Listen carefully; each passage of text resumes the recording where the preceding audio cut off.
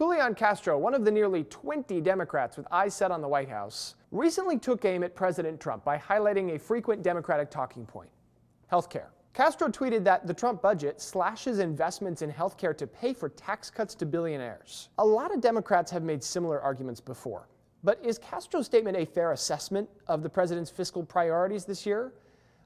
Yes and no. The Trump administration's budget proposal for fiscal year 2020 asks for $87.1 billion for the Department of Health and Human Services. That's 12% less than the previous year. But whether that qualifies as the slash Castro described is a matter of personal opinion. Castro's tweet doesn't identify any specific healthcare programs, but it does link to an article from the Washington Post that highlights the budget's proposed impact on Medicare and Medicaid. The Post, like other media outlets and several lawmakers, reported the budget will reduce Medicare spending by $845 billion over the next 10 years. But as the Nonpartisan Committee for a Responsible Federal Budget points out, that's not really a fair representation of the proposal. The CRFB says in reality, cuts would more likely fall between $500 billion and $600 billion, and that a majority of those savings would come from reductions in payments to Medicare providers, not a reduction in benefits. But where Castro's statement really goes awry is tying the healthcare cuts to tax cuts. The idea that government spending cuts compensate for federal tax cuts makes some sense, but there's no direct link between the Trump administration's Tax Cuts and Jobs Act and the proposed healthcare cuts, something experts confirmed to our partners at PolitiFact. But there's another caveat to consider. The president's budget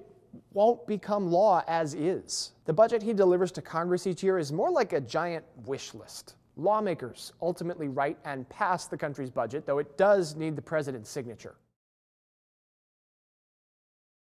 This story is reported in partnership with PolitiFact. It's part of an in-depth analysis show called What the Fact. It airs Sunday mornings on Newsy.